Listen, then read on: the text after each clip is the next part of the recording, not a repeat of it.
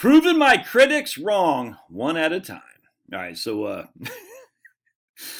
I do my other channel, Josh Scanlon, YouTube. Josh Scanlon is for a backup essentially for this main channel, which this video will be on.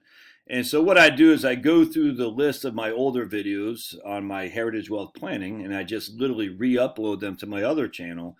So that way there's if this channel ever gets nuked, I'll have a secondary place over there. And on top, it allows me to take the videos, I download them, and I save them to my jump drive here, just in case. You know what I'm saying? It's a mechanism. It happens to be that on my other channel, I'm still getting advertising revenue, which is pretty cool. So I'm getting money from that other channel as well as this main channel. I mean, it's good stuff. So my older videos are going to be on Josh Scanlon YouTube channel. So if you're like, oh, Josh, you've gone crazy, your other videos are good, just go over there. Definitely subscribe and watch the videos there. And I still get that sweet, sweet YouTube money.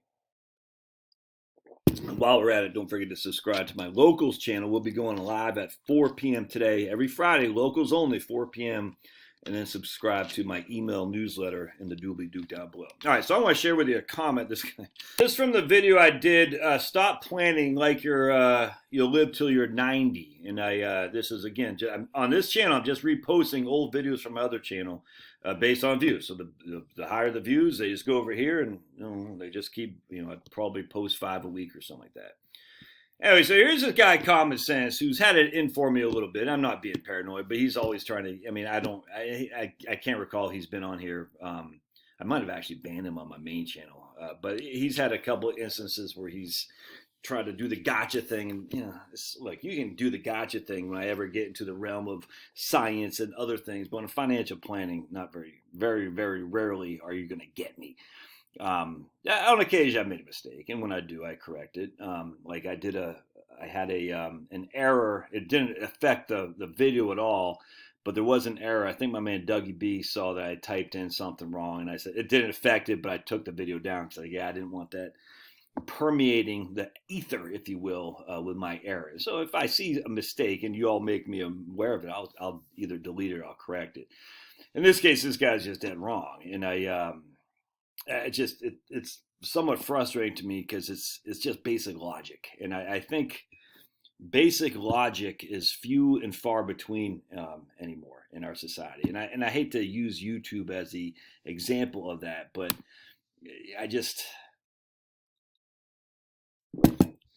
YouTube is mostly men, and my realm is mostly older men, my age and above, and a lot of these guys just think they know more than they do. It's just all there is to it. And you might even say the same about me. I'm always curious. I don't think I do. I'm curious as to why when people make assertions. I'm like, oh, let's back that up. Anyway, so here's this guy making an assertion. My basis was on the Social Security mortality tables using other data sets that the likelihood of you living a 30-year retirement isn't very high. You can plan for that.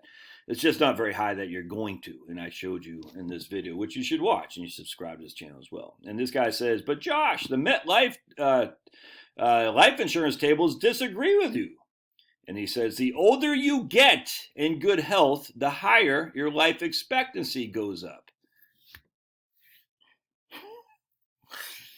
So he says, I'm 71, so the tables say my life expectancy is 86. That was the age my mom died, and I believe 86 is the average life expectancy for women. I know many women these days who live until their 90s. Not financially planning for that seems risky. And I said, you don't see the error in your comment? All right, so put thumbs up if you see the error. Hey, no, it's just a FedEx guy. It's just a dumb. Right, there you go. Right. So put the thumbs up if you see the error in his comment. Let me just read this again.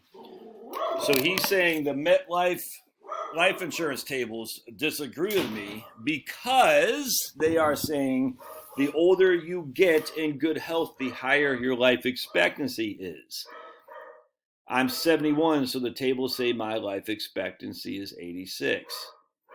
All right, this is the old-fashioned survivorship bias, all right?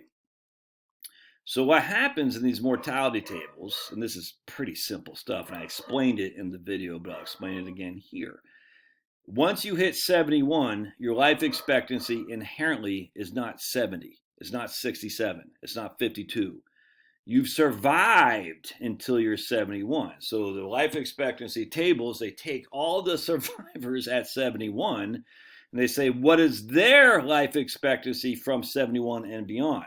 Inherently, the people who died before 71 are not in these new life expectancy tables, man. So if you did, inherently, you're 71. That means your life expectancy cannot be 70. It's inherent. On the other hand, if you're dead, your life expectancy can't be 86. So people die from 60, 61, 62, 63.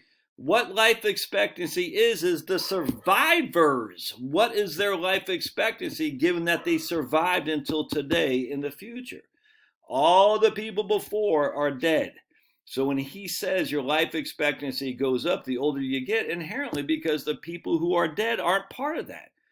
They're starting with the survivors. That's the basis of survivorship bias. All right, so the life expectancy of someone 60 is 61 all the way until he's a million. You know what I'm saying? The life expectancy of somebody who's survived till 70 inherently has to be 71 and beyond, because he's survived that decade from 60 to 70. You see how this works? It's not rocket science here. It's just basic logic. Survivorship bias is huge, man. It's huge in all kinds of aspects, not just financial planning, mutual fund, a million different things. If you're able to survive a certain length, inherently your life expectancy won't be the age that you lived beyond.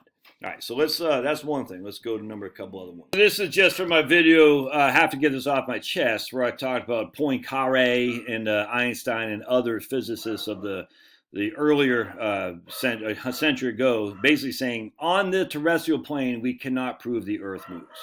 It's just a fact. Come on. I mean, it seems kind of common sense.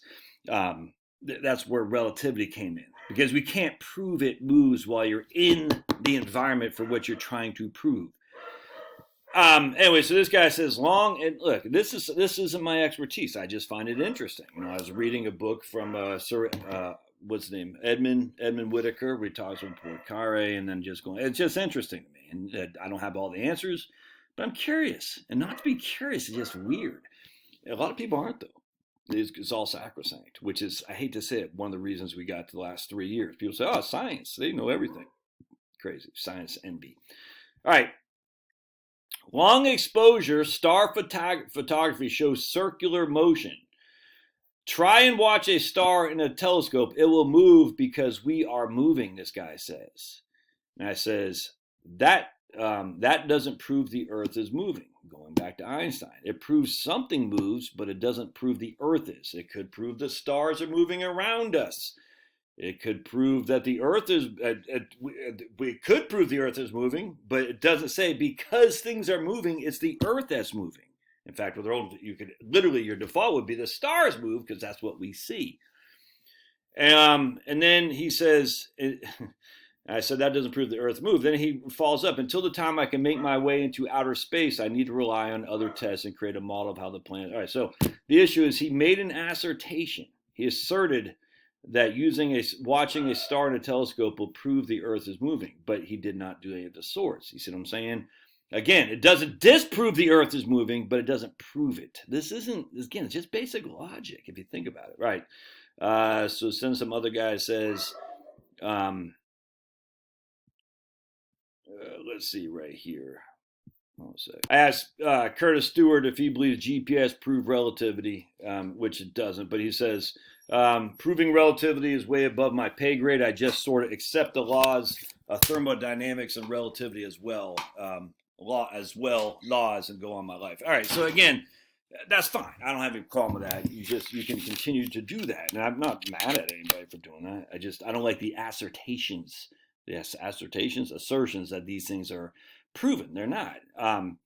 And I said I have no problem with that. I just find it interesting that with a quick scratch of the surface, all these laws that Einstein formulated turns out to have many issues. All right. So we're going to go down to this other guy. So here's another guy who tries to get me on occasion, Columbus. Look, there's a couple. Cute humor, Columbus.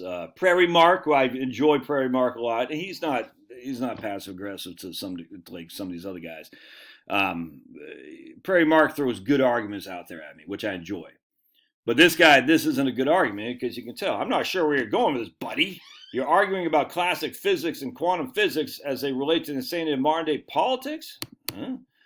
Please don't disregard the advancement of our understanding of science from the vastness of the universe and the presence of energies at the subatomic level. You're letting a few bad technocrats color your objectivity. By the way, Einstein's theory of relativity has been proven true many times. No, it just hasn't. It's kind of like saying Lorentz mathematics proves length contraction. It doesn't. Your math can prove it, but it doesn't mean it happens in reality. It's the same thing with relativity. Your math could work. Doesn't mean, again, as I always say, your math could say I have 4 apples because Chloe gives me 2 apples, Liam gives me 2 apples, I have 4 apples, but I don't have 4 apples. Your math could say I do, and it's proven that your math works, but I don't have the 4 apples, all right? We can make math prove a lot of things, so that doesn't necessarily have to mean it's proven in reality. All right, and then I said a few bad technocrats, eh? Whitaker, Rutherford, many others. And the list goes on and on. So he's saying, don't let a few bad technocrats color your objectivity. But what they say, buddy? And I said, I don't know why he's going back to what Rutherford. I said, Rutherford's a guy who said you can't prove the Earth spins while you're on the Earth. So I said, you're not familiar with Rutherford's take on Einstein, obviously, because he's saying Rutherford, one that I think is the first American to win the Nobel Prize of Physics, if memory serves. I could be wrong. I think he is, actually. But anyway, and he says, enlighten me on Rutherford, because remember, he's calling Rutherford a bad technocrat. And then he turns around and says, Rutherford, early work to understand radiation, radioactive decay contributed to the science behind the CT scanner. That's who we're talking about to begin with. Rutherford is the one who said we cannot prove that the Earth spins while we're sitting on the Earth. And he says, enlighten me about Rutherford.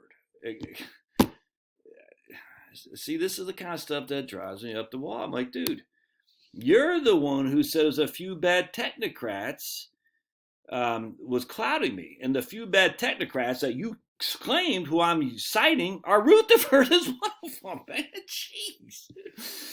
Anyway, it's just, it's frustrating because, let me show you something else here too. It's actually, why are you doing this? Have you lost it? Stick to what you sort of understand.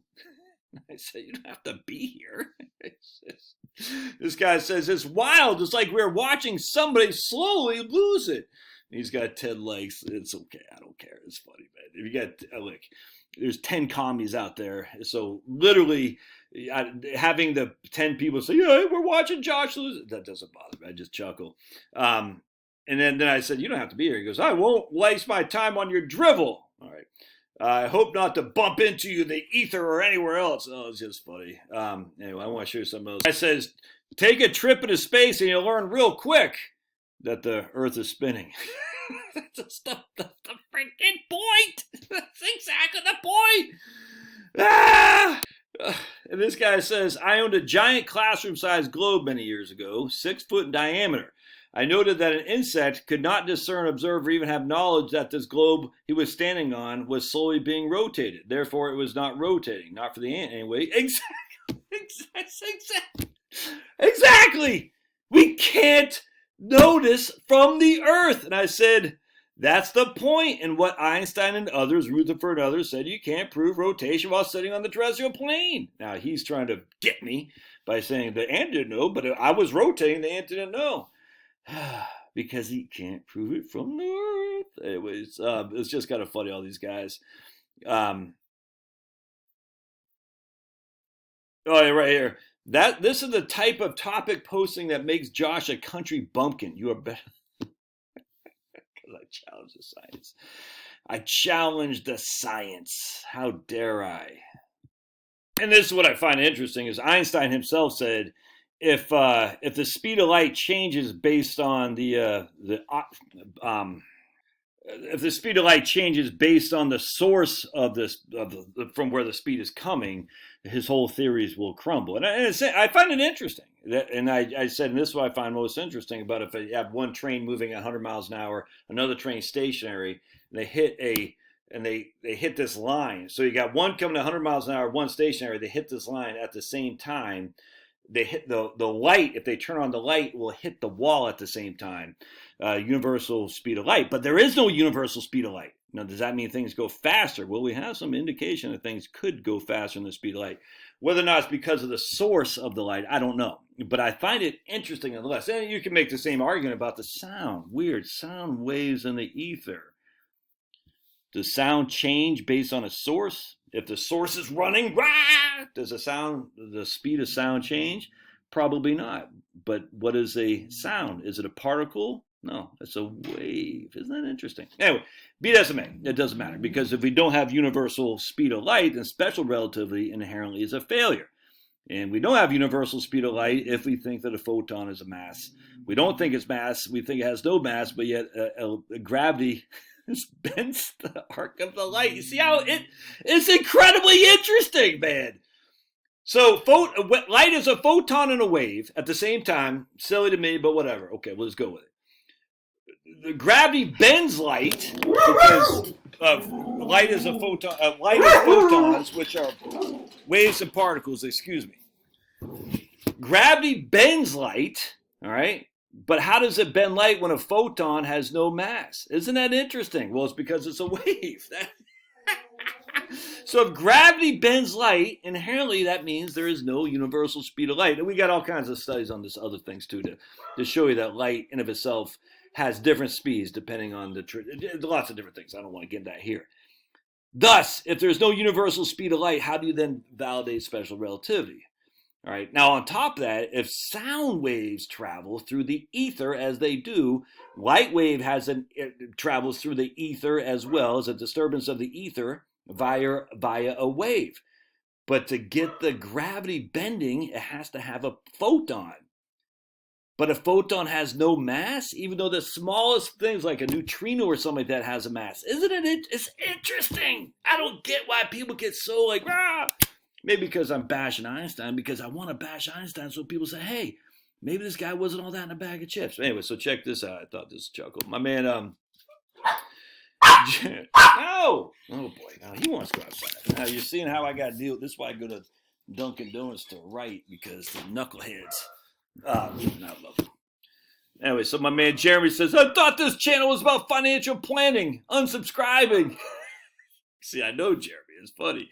And 4 people say, yeah, man, I'm unsubscribing too. I'm going to get that, Josh. And this guy says, it really hasn't been for a while. And I had to heart that because I know Jeremy's laughing. It's funny. Anyway, so 3 for your old buddy Josh. So we smoked Common Sense, we smoked Columbus, and then the other guy, and 0 for the other guys. It's okay to be open-minded, It's okay to say, I wonder if there's a different perspective. But to simply say, these things have been proven, like the 4% rule, like the freaking special, it's okay to say, I wonder if there's a different thing. It's also okay to say, I don't care, I'm just living my life. I get that. I don't like that. For me, I've never liked that. I've always been a contrarian. I don't like the idea of just because a guy in a white lab coat says this, it has to be such. I don't know how you can still live like that in this day and age. That doesn't mean you got to go through and you don't have the time. I get it. You're working. I get it. But man, if there's ever been a time not to trust the authorities, is now. Can you not see how far we've gone off freaking the idea that science has all the answers? And as someone who believes in a God and a risen Jesus Christ, the more you trust science, the less you trust God. And I do think there is starting to become a separation there. And I think we have to, I truly believe that, because science, that's not saying God doesn't want you to develop science. It's just saying when you just put your blind faith in science, or scientism. And I think a lot of people do that. Say, I just trust the laws of physics, special relativity, and I just go on my life. Do you now? Do you? And then even Christians will say, well, science proves this. I said, man, you're going down the wrong path, baby. if you start using that, your validation of Christianity is that science proves it. Ooh. Because science can quickly say, we don't prove Genesis. And then you have to restructure your articles, your arguments on God. I don't think you need to, frankly. I think you can say, we can't prove the earth spins from the earth. And as such, until I see evidence otherwise, I might have to challenge my perspective and go back to what the good book says. Something to think about. God bless. We'll see you.